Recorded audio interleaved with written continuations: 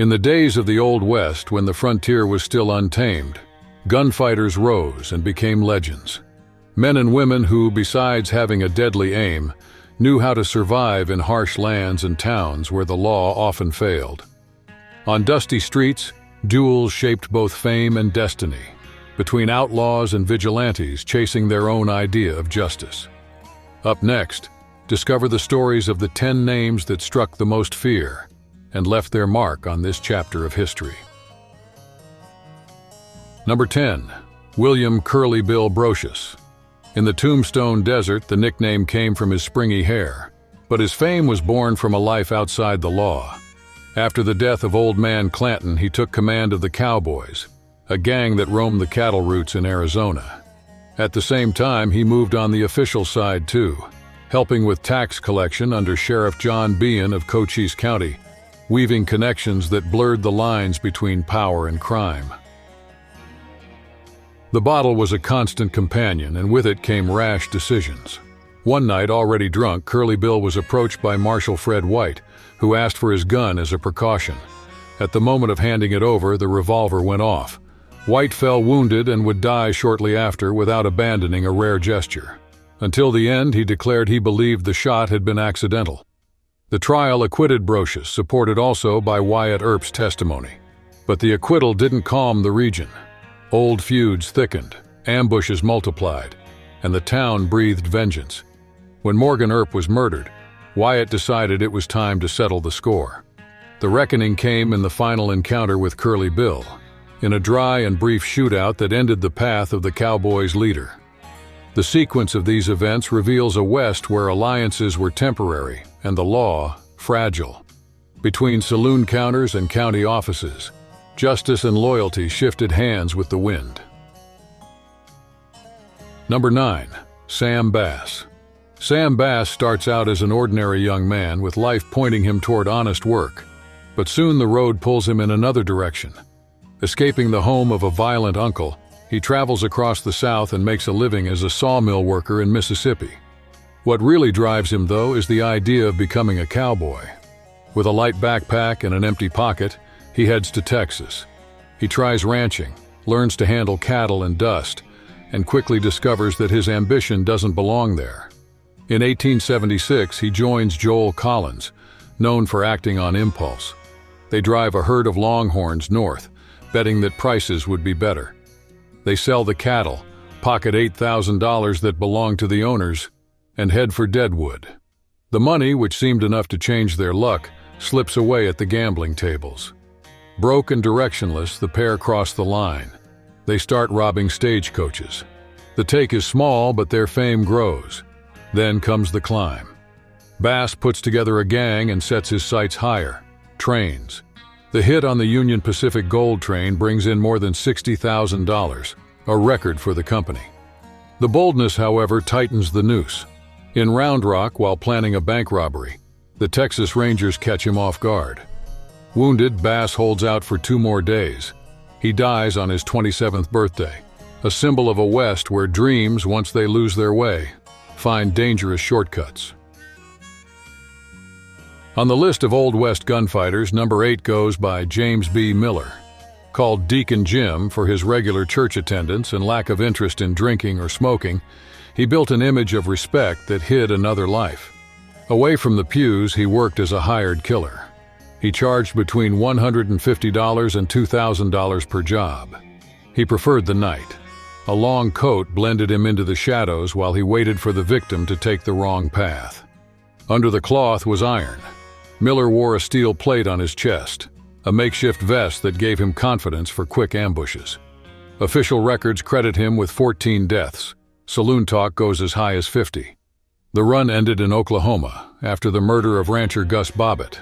The community, distrustful of the court, decided to bring the matter to a close. A lynch mob gathered. Miller and 3 other men were taken to an abandoned barn.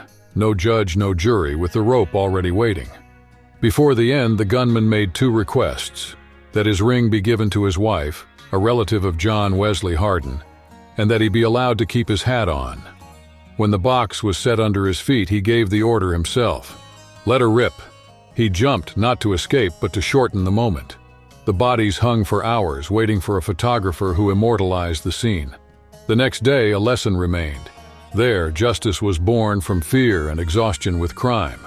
And Miller, who preached restraint but practiced killing, carved his name into the memory of the West, not through sermons, but by the price of the trigger and his final leap. Number 7. Belle Starr. Myra Maybelle Shirley grew up surrounded by books and sheet music at the Carthage Female Academy in Missouri. She played the piano skillfully and seemed to have a predictable path ahead.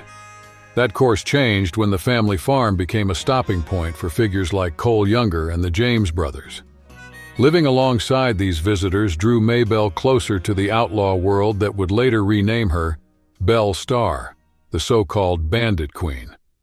In 1866, she married Jim Reed, a former Confederate guerrilla. Reed tried farm life, but hardship pushed the couple into the orbit of the Starr family, a Cherokee group tied to horse theft. A string of robberies followed, some alongside the Youngers and Jameses themselves, shaping Belle's reputation as a central figure in mobile, clever gangs. That run broke when Reed was arrested and, in an escape attempt, killed by a deputy. Widowed, Belle didn't back down. She organized heists, dealt in illicit goods, and proved skilled at sidestepping authorities, sometimes with bribes, sometimes with talk that opened doors. In 1880, she partnered with Sam Starr. 2 years later, the two were convicted of horse theft. They served a year and went right back to their old ways as soon as they got out. The trail ended abruptly on February 3, 1889, 2 days before her 41st birthday. Belle was riding home after a visit to the general store when gunshots knocked her from the saddle. The killer was never found. What remained was the mystery that fed legends, keeping alive the image of a woman who crossed the lines between morality, loyalty, and survival in the turbulent years after the Civil War. Number 6. Sundance Kid. Born Harry Alonzo Longabaugh, he got the nickname after being arrested for horse theft in Sundance, Wyoming, where he was also convicted. His reputation as a gunman came later, but there's no solid proof he ever took anyone's life. Released in 1896, he teamed up with Robert Leroy Parker, the future Butch Cassidy, and together they took the lead of the group that would become known as the Wild Bunch.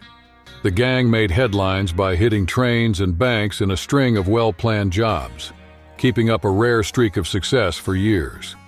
The noose tightened when the Pinkerton Detective Agency joined the chase. Under pressure, Sundance, Butch, and his partner Etta Place crossed the border and headed to Argentina, betting that distance would be enough to break the pursuit. The most repeated version says he died in a shootout in Bolivia. Still, there are accounts claiming he quietly returned to the United States and lived under another name in Duchesne, Utah, until 1936. To test that theory, what is believed to be Longabaugh's body was exhumed. Samples are now being analyzed for DNA in an effort to close a mystery that has spanned generations and might redefine the fate of one of the most famous and most enigmatic figures of the Old West. Number 5. Before becoming a legend, Butch Cassidy answered to Robert Leroy Parker. Born in 1866, he grew up in Circleville, Utah on Jim Marshall's ranch. At 13, he crossed paths with Mike Cassidy. The cowboy became his work partner. From him, he got his first gun and lessons on how to use it. As a sign of loyalty, Parker took on his mentor's last name and over time earned the nickname that would carry through the decades. A youthful episode helps explain his character. Needing overalls, he found the store closed. He went in, picked out what he needed, and left a note promising to pay later. The shopkeeper called the sheriff, but the case ended in acquittal. His outlaw reputation would never erase that act of honesty. The following years pushed him onto the road.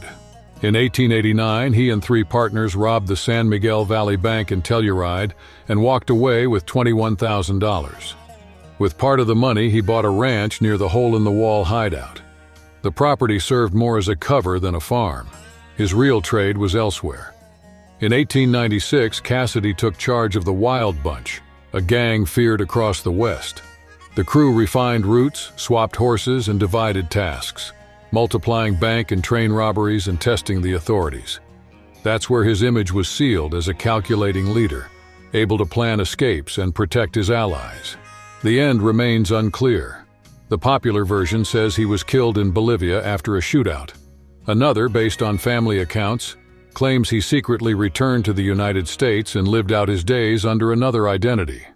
Between the myth and the man lies the trail of choices that shaped the legend. Number 4. Cole Younger. Cole's path turned upside down when his father was killed by Union Captain Wally. Days earlier, the officer had been beaten by Mr. Younger for crossing the line with the family's daughter. The revenge marked the son. He enlisted in the Confederate Army and, when the war ended, found no way back. In 1868, his name appeared linked to the robbery of Nimrod Longencombe's bank in Russellville, Kentucky. It was the first record of Cole as an outlaw. Soon his brothers joined him, and with them came the alliance with Jesse and Frank James. A gang was formed that crossed state lines. Stagecoaches held up, trains stopped, safes blown open in Missouri, Kentucky, Kansas, and West Virginia. His fame grew, and with it the aim of the law. The ride that seemed endless broke on September 7, 1876, when a robbery went wrong and the escape fell apart. Cornered, Cole, Jim, and Bob admitted guilt to avoid the gallows. They were sentenced to life in prison. Slow years followed until parole in 1901. On the outside, Cole found a new stage. He traveled the country with Frank James, telling Old West stories to curious crowds. During that time, he grew closer to Christianity and chose to step away from the violence that had made him famous. In 1905, he died in peace, still carrying 11 bullets in his body, silent marks of a past that never faded. His story speaks of loyalty and family, but also of the chance to change course. Between rebellion and reform, Cole Younger walked through his own legend and came out the other side searching for redemption. Number 3. Named John Wesley in honor of the Methodist leader. He grew up under the stern eye of his preacher father. His teenage years, however, quickly strayed from the expected path. At 14, he reacted to a provocation at school with the knife he carried in his pocket and wounded a classmate. That episode opened the floodgates for years of conflict. The following year, in a playful scuffle, he scratched the face of Mage, a formerly enslaved man. Humiliated, Mage swore revenge and ambushed him the next morning. Cornered, Wesley fired 3 shots into the air. It didn't work. When the advance continued, he shot to stop the attack, and Mage fell dead. Reconstruction-era Texas only made things worse. Many lawmen were newly freed men, and the young ex-Confederate soldier knew he'd hardly get a fair trial. He chose to disappear. Even after his brother warned him the officers were close, he decided not to run again. The encounter turned into a shootout. 3 men went down, and once more he vanished, pushed deeper into hiding. After stints in jail and repeated escapes, he made it to Abilene, Kansas, where he crossed paths with Wild Bill Hickok, the famous marshal. Staying at the American House Hotel, he lost patience with the racket in the neighboring room. He pulled his gun and fired twice into the ceiling. The first shot silenced the noise. The second went through the wood and killed the guest. Shocked by what had happened, he jumped out the window and headed back to Texas. The cycle began again: chases, arrests, escapes, until he was finally captured and sentenced to 17 years. In prison, he swapped the trigger for books, studied, and became a lawyer. Once out, he opened an office and tried to rebuild his life story. But the past didn't go away. In a dice game, he was shot in the back of the head. The story of John Wesley, shaped by inherited faith, hard choices, and public violence, sums up a time when law was written in bullets. Between the search for a new start and the reckoning of those who don't forget, his story ended as it began, with the dry crack of a gunshot. Number 2. Billy the Kid. The legend of the gunfighter crossed decades as a synonym for ferocity. When the dust settles, someone less simple emerges. Billy wasn't born for crime, nor did he seek out violence by instinct. He was pushed into it by loss, lack of opportunity, and a war that exploded around him. Friends described him as bold, quick-witted, and good-humored. In other circumstances, he might have just been a capable young man looking for his place in the world. The legend credits him with 21 kills, one for each year of his life. The records, however, cut that number down to 4 deaths directly tied to him. That gap between myth and fact shows how the Old West was told, with exaggeration, rumor, and political convenience. The turning point came in 1877, when Billy went to work for rancher John Tunstall, an opponent of merchants Lawrence Murphy and James Dolan in Lincoln County. On February 18, 1878, Tunstall was gunned down while tending his cattle. The crime set the region on fire and sparked the Lincoln County War. To strike back, Billy and other cowhands were appointed special deputies to go after those involved in the murder. Out of that mobilization came the Regulators, a group seeking justice that quickly ran into the gears of local corruption. The territorial government ended up favoring Murphy's allies, pushing the Regulators into outlaw territory. From then on, Billy was caught in a cycle of ambushes, arrests, and escapes that kept him on a collision course with the law. Later, while hiding in a friend's house, he was killed by Sheriff Pat Garrett, ending his story abruptly. Even after his death, so-called Billies appeared, claiming his identity, but the claims didn't survive scrutiny. What remains is the portrait of a time when revenge was currency, corruption the rule, and survival the only plan. Billy the Kid wasn't just an outlaw. He was the product of an environment that pushed him to the edge and kept him there.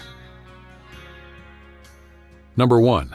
Jesse James, born in Missouri, made history long before he became a myth. As a teenager in the Civil War, he fought as a Confederate guerrilla alongside his brother Frank. When the conflict ended, the violence didn't stop. The two joined the Younger Brothers and formed the James Younger Gang, responsible for bank, stagecoach, and train robberies that spread the gang's name across the heartland. In 1869, in Gallatin, Jesse raided the Daviess County Savings Association. Mistaking an employee for an enemy, he shot and killed him. That unplanned mistake became a turning point. From then on, he realized that to stay free, he needed more than a steady aim. He needed a story that put him on the right side of public opinion. That story found a voice in John Newman Edwards, editor of the Kansas City Times, and a former Confederate supporter.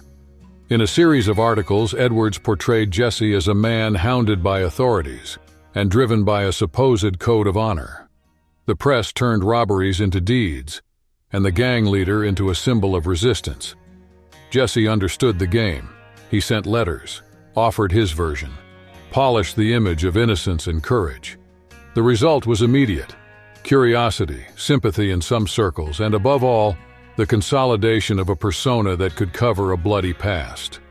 The end, however, sealed the legend. At home, Jesse was betrayed by Robert Ford, a member of his own gang who killed him with a shot to the back of the head. There was no duel, only ambition and fear. On his tombstone, his mother, Zerelda, chose a phrase that seemed to build a moral wall around her son, whose hands were not worthy to touch here. Reconstructing this path takes us back to a West where the line between law and crime was shifting, and public narrative could rewrite the life story of an outlaw. If these stories capture you, join us.